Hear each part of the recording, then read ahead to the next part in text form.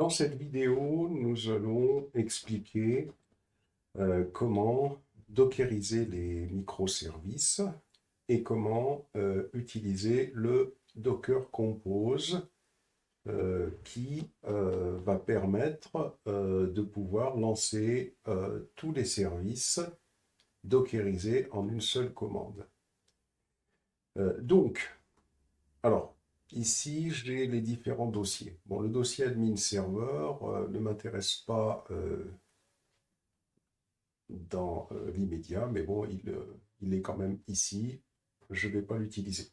Donc, je vais utiliser l'API Gateway, le config server, le customer service, le discovery server, le vet service et le visit service. On va voir dans ces dossiers comment ont été faits les configs. Et ensuite, on pourra récupérer sur le disque dur pour exécuter tout cela avec un simple Docker Compose. Alors, d'abord, je vais rentrer dans le dossier config server. Donc, config server, on a le dossier SRC. Dans le dossier SRC, je rentre dans le dossier ressources. Et dans le dossier ressources, il y a le fichier application.yml. Alors, dans ce fichier, j'ai ici l'adresse où j'ai forqué le fichier de configuration. Vous pouvez utiliser la même dans l'immédiat, et puis vous pouvez la forquer, cette URL-là sur votre propre GitLab. Donc, si je récupère cette adresse, ici, je la récupère. Je vais sur Internet. Voilà, j'arrive dans un de mes repositories dans lequel j'ai récupéré les fichiers de configuration de l'application microservice. Parce qu'il faut se souvenir que dans cette application microservice, alors je vais aller ici, voilà, il faut se souvenir que dans distributed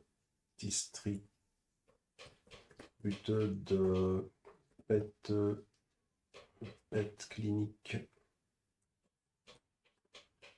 microservice, il faut se souvenir que on a un schéma qui est ici et qu'on a un repository Git où il y a les fichiers de configuration. C'est ce qui a été expliqué dans la première vidéo. Et donc, moi, j'ai forqué ce fichier de configuration ici. Vous avez l'adresse qui est ici et qui est dans le fichier config server. Et j'ai procédé à la modification au niveau de chaque fichier. Par exemple, dans visit service, j'ai mis default à la place de Docker. Ensuite, dans vet service, j'ai mis default ici, default à ce niveau-là également. Alors pourquoi? C'est pour tout simplement que mon application puisse aller puiser les fichiers de configuration en fonction de ce profil. Ensuite, au niveau de Discovery Server, ici, je n'ai rien touché. Au niveau de Customer Service, ici, j'ai mis Default où il y avait Docker. Au niveau de l'API Gateway, ici, j'ai mis Default où il y avait Docker.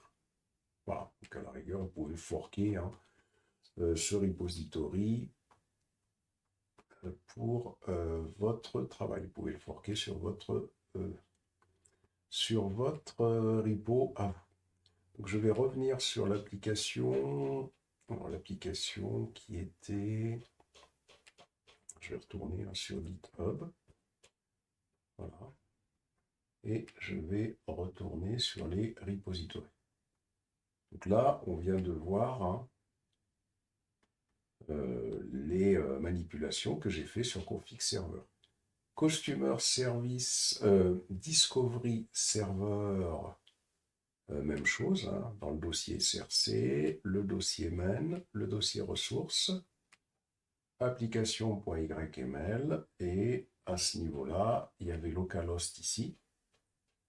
Donc j'ai mis config serveur, puisque là, pourquoi il ne faut pas laisser localhost? Parce que comme on va dockeriser, si vous laissez localhost ici, eh ben, ça veut dire que le conteneur Docker qui va faire fonctionner Discovery Server, il va penser que le config serveur, il est dans son propre conteneur, ce qui est faux. Parce que chaque conteneur va faire fonctionner qu'un service. Donc c'est pour ça qu'il ne faut pas laisser local ici. Il faut mettre config serveur, puisque ça, ce sera un autre conteneur Docker. C'est-à-dire que ce qui est important à comprendre, hein, c'est que, pourquoi on fait ça? C'est parce que, alors je vais aller sur UML Latino,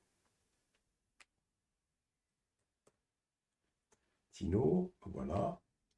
Et là, dans UML Latino, je vais, par exemple, ici, je vais aller, voilà, je vais faire ça. Donc, c'est-à-dire que nous, on va créer plusieurs conteneurs. On va créer un conteneur qui va contenir le service config-serveur, et on va créer un autre conteneur qui va contenir le service discovery server, comme ça. On va créer un autre conteneur qui va contenir le service customer service, et ainsi de suite. Donc si quand on est dans l'application Discovery Server, on indique ici, parce que là on est dans Discovery Server actuellement, on est dans ce dossier-là.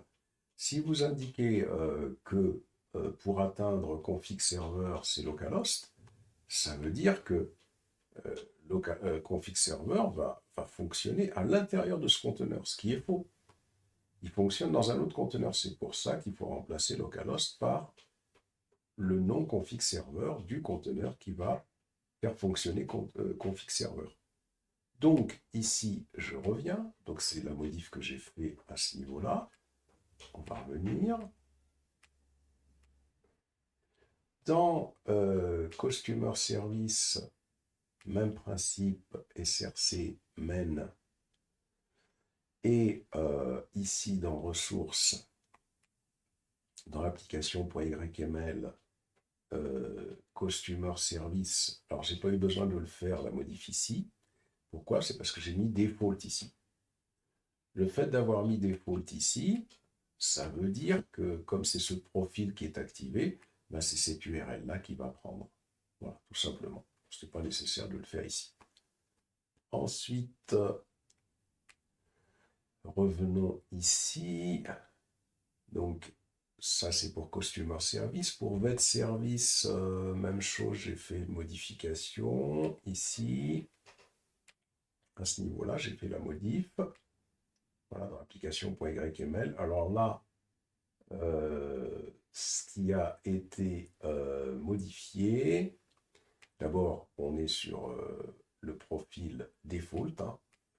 Il y avait un autre profil ici qui était production. Il y avait marqué production.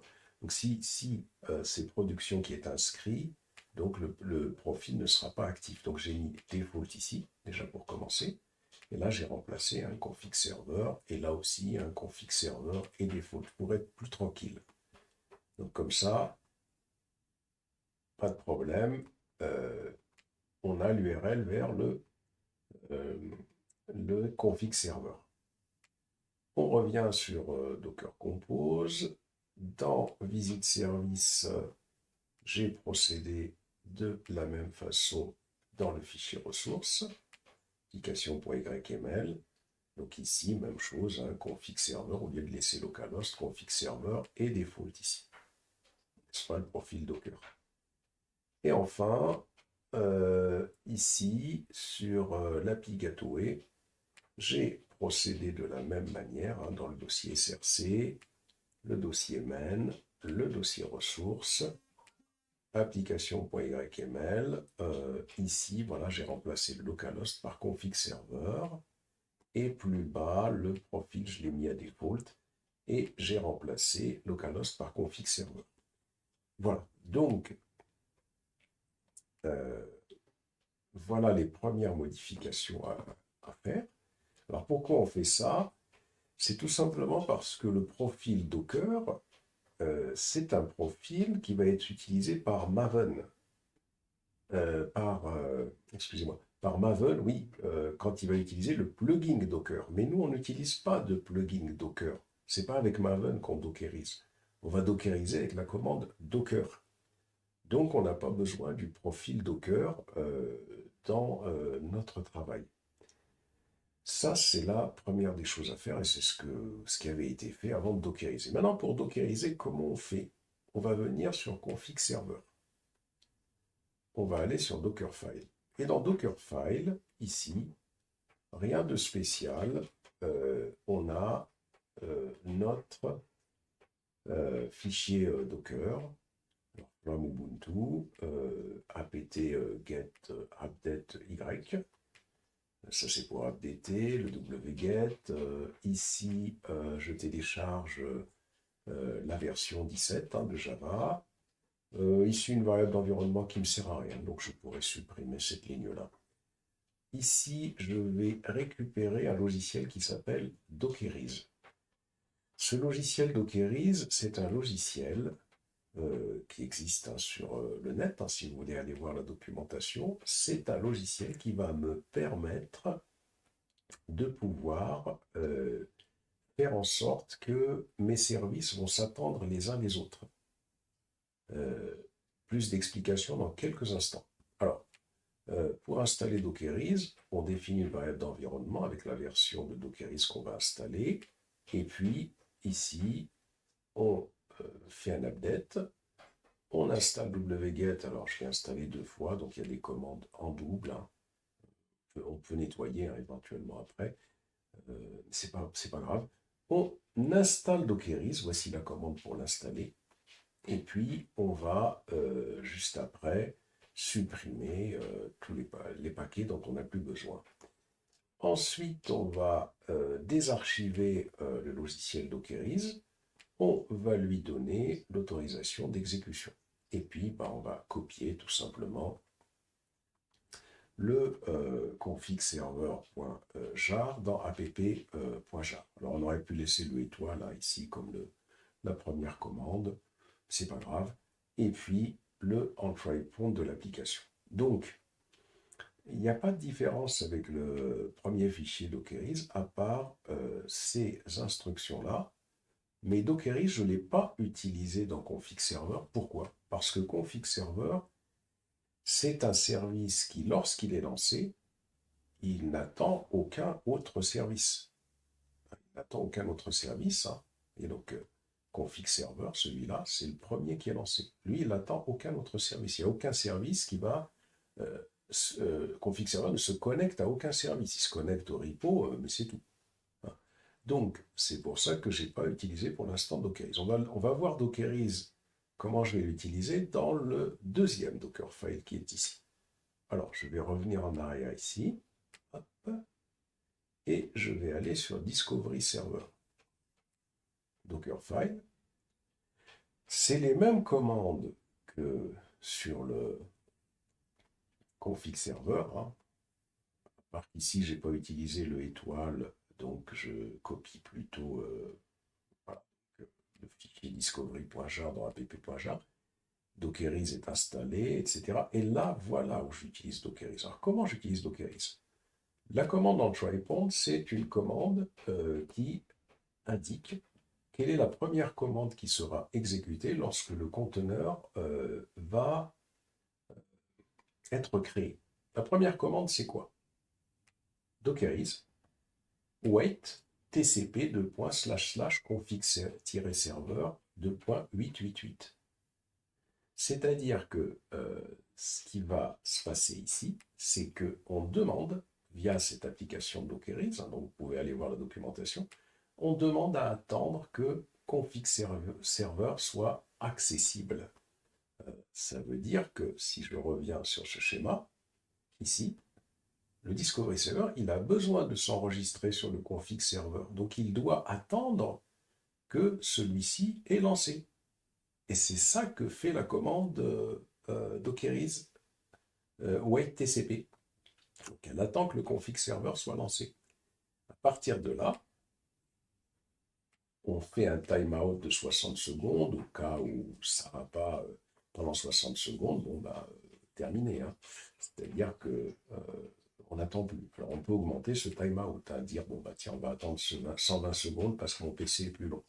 Et une fois qu'on a soit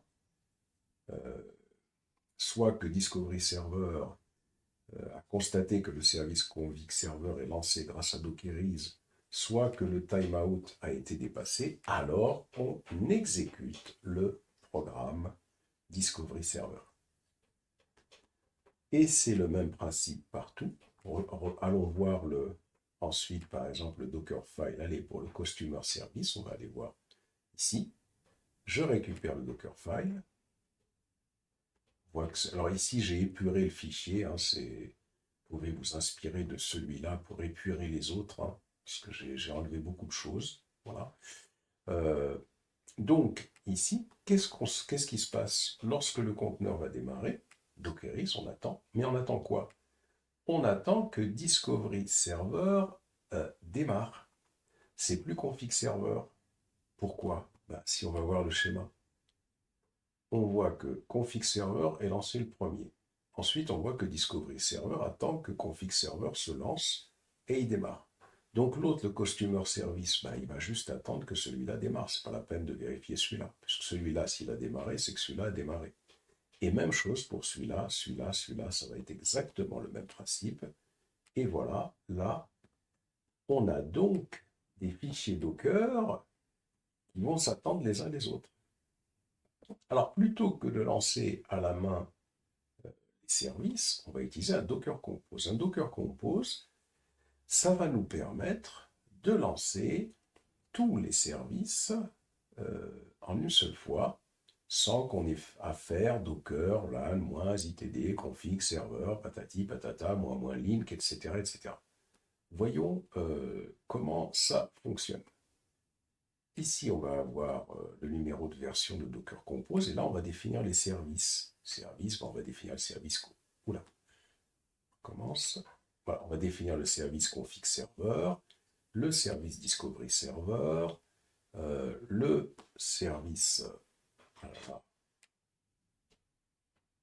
Le service plus bas, visite service, le service vet service, le service API Gateway. Ensuite, on commence à configurer. Donc, build, c'est-à-dire que ce service, on va le construire par rapport à... on donne le chemin vers le contexte, c'est-à-dire le chemin, en fin de compte, de config server. C'est-à-dire, on lui donne le chemin entier, home, vagrant, /home, simple projet gestion vet clinique, /spring pet clinique config server. C'est-à-dire, on lui donne le chemin sur le disque dur. On indique que le fichier Dockerfile qui va être utilisé, ça va être Dockerfile. Le nom du conteneur qui va être créé, ça va être config server. Et ici, dans la partie deploy, on va indiquer qu'on va donner comme ressource à ce conteneur 512 MO, et on indique qu'il va fonctionner sur le port 888. Ça revient à faire le docker, LAN, -itd, -m, config serveur, j'aurais pu mettre la mémoire, et puis l'image qui va être construite à partir du Dockerfile. Pour le Discovery Server, c'est exactement le même principe. La différence, c'est que ici, j'écris dépendant config server. C'est-à-dire pour dire que, attention, ce service-là dépend de celui-là. Mais comme les Dockerfiles que j'ai créés, ce sont des Dockerfiles dans lesquels j'ai indiqué que le Dockerfile, le Discovery Server, doit attendre que ce service démarre, j'ai aucune inquiétude à me faire. Ce Discovery Server ne démarrera que quand celui-là aura démarré. Et c'est le même principe pour le Customer Service, qui lui, par contre, doit attendre le config, et, qui dépend, attention, qui dépend, il n'attend pas, puisque l'attente se fait dans le fichier Dockerfile. On a dit avec Dockerise. Par contre, on a dit qu'il dépend de ces deux services. Il faut que ces deux services soient démarrés. On fait la même chose avec Visit Service ici, même principe. Même chose avec Vet Service et même chose avec l'API Gateway. Par contre, l'API Gateway, elle attend, elle dépend de 4 services. Comment on peut tester tout ça? On va y aller, hein. Viens ici, là, HTTPS, on clique. Et là, on va faire un git clone. Et on colle. Voilà. Patiente, hein, le temps que tout ça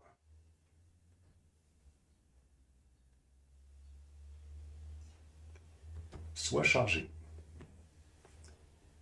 MLS, et on fait un CD solution Docker Compose.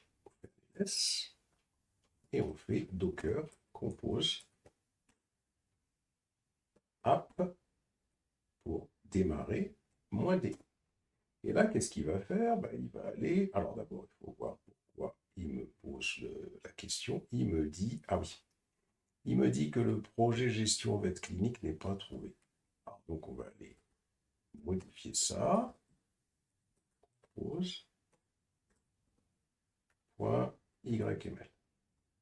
Nous, c'est solution Docker Compose, hein, c'est pour cela. Ou alors, on a mieux que ça. On va faire quelque chose de mieux. On va faire un cd. On va faire un MV, tout simplement. On va nommer le dossier.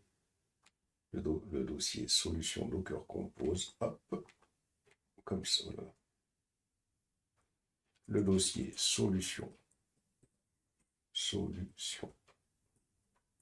Docker Compose. On va le renommer tout simplement en projet gestion vet clinique. Comme ça, on ne change rien. Allez, c'est les projets gestion vet clinique. Et on recommence. Docker Compose, app, -D. App pour dire qu'on demande à démarrer tous les services, -D pour qu'ils fonctionnent en arrière-plan. Alors, ici, il me dit, ah bah oui, c'est parce qu'il faut que je fasse les MVN. Il ne faut surtout pas que charger les projets. Donc on y va, un clear, un ls, on commence Spring, on va rentrer dans config serveur. Et il faut qu'on fasse les MVN package install d'abord. Parce que si on ne fait pas ça, les fichiers jar n'existent pas, le dossier target n'existe pas. Je n'ai pas sur les fichiers ici, hein, si vous allez dans config server par exemple, je n'ai pas le dossier target, donc il faut le créer, sinon c'est trop lourd, hein, c'est pour ça que je ne l'ai pas envoyé. Patiente, et il va falloir faire la même chose pour les autres avant de lancer le Docker Compose. Attends.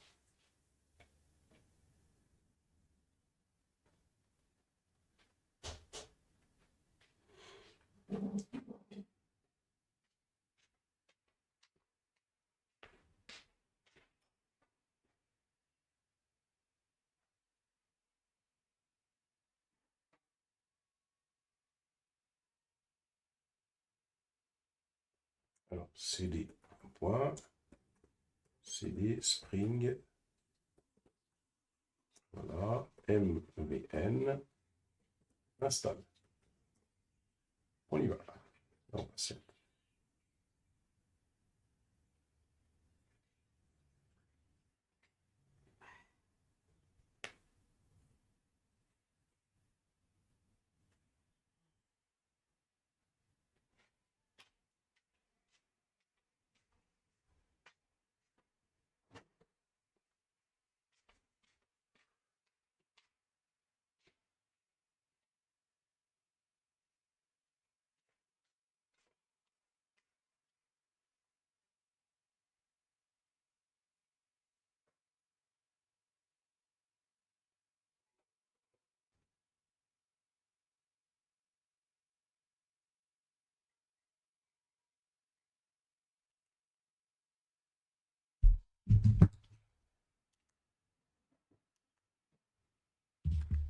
Ensuite, on fait le cd ... Le cd Spring Pet Clinic, Customer Service, MVN, installe. Et on patiente.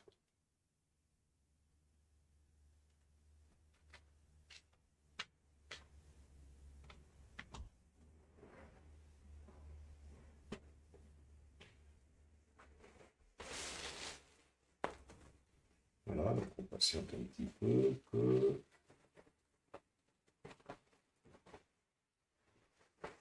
ça se mette à fonctionner. C'est long, mais c'est comme ça. Hein. Savoir souffrir pour être belle, mes amis. Hein.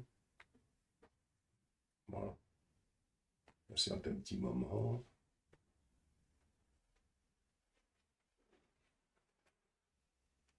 Voilà, il nous en manque 3. CD, CD Spring, hop, Pet Clinic, Zit, hop, service, MVN, pas installe. Voilà.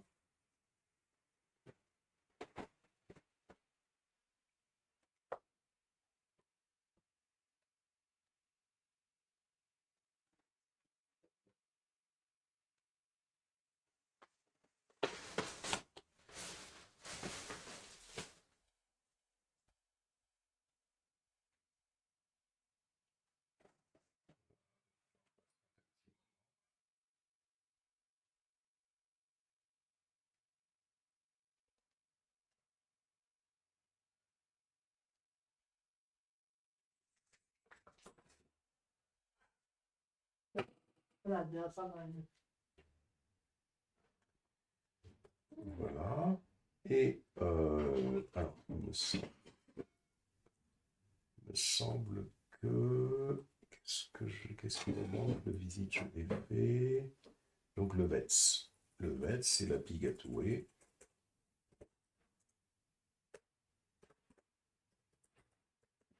Voilà.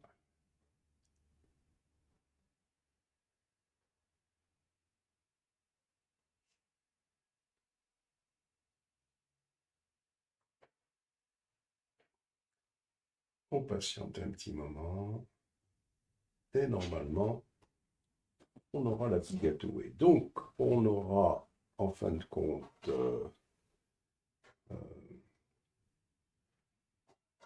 les jars.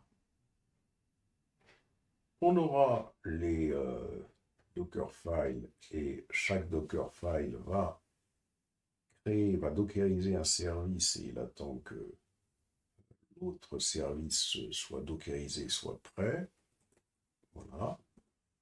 Le string ici, API, Gateway, MVN, installe. Et on patiente.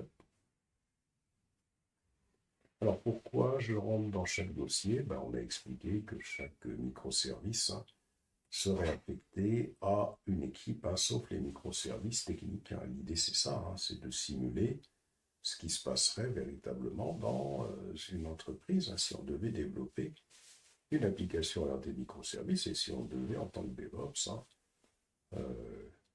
voir ce qui se passe quand on met un workflow d'intégration continue en place avec une application architecturée en microservices.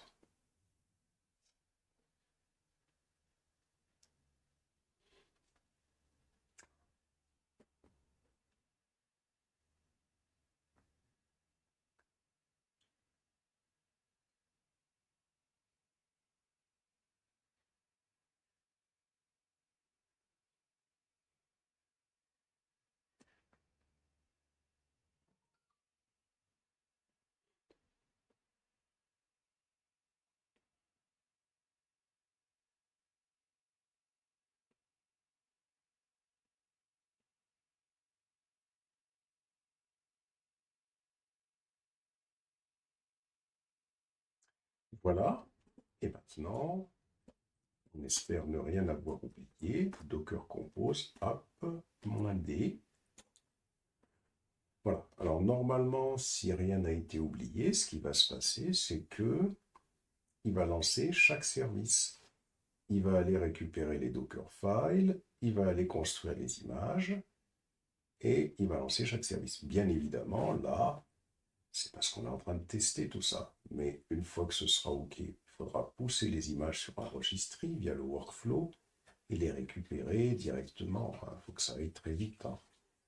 Voilà. Et là, on est en train de tester tout ça, de voir que ça va marcher. Parce que si à chaque fois on pousse sur le registry et qu'il y a un problème, c'est beaucoup de temps.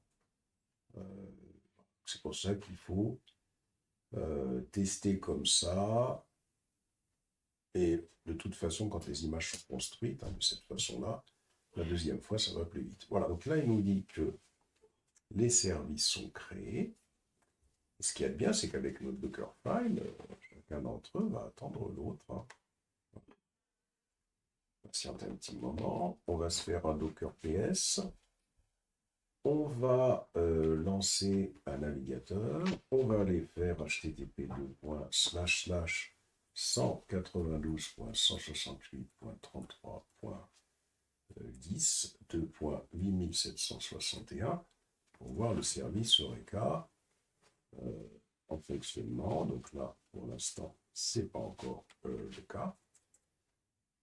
On recommence.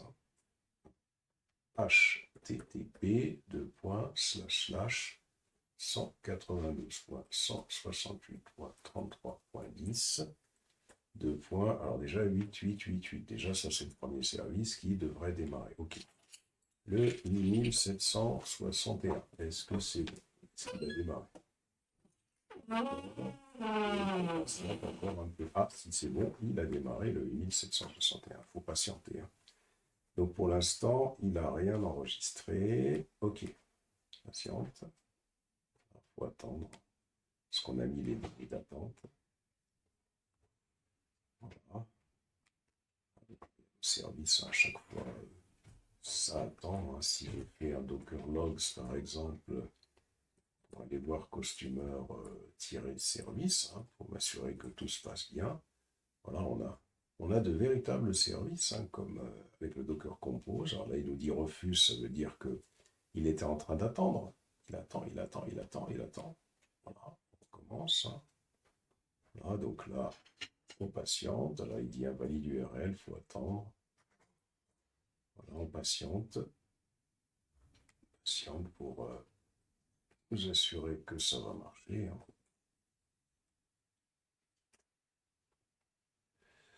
Voilà, donc là, ça commence à le faire. On va s'assurer que tout ça, ça marche bien.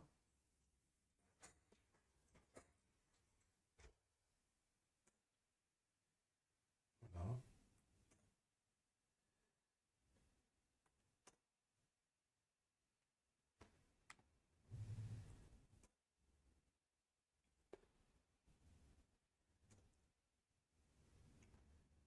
Voir s'il n'y a pas d'erreur, hein. On va aller voir, hein, qu'est-ce qui se passe ici. Au niveau du service Eureka, est-ce qu'il y a quelque chose? Non, j'ai encore rien. Est-ce qu'il n'y a pas un problème possible, hein?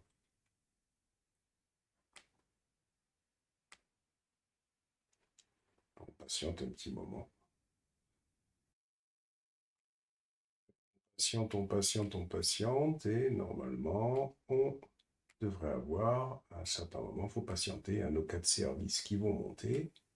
Si je fais le 80, 80, 80, hop, et là, des fois, il faut patienter un peu, hein, malgré que les services... Voilà, c'est bon, ça marche. Voilà, c'est parfait. Voilà notre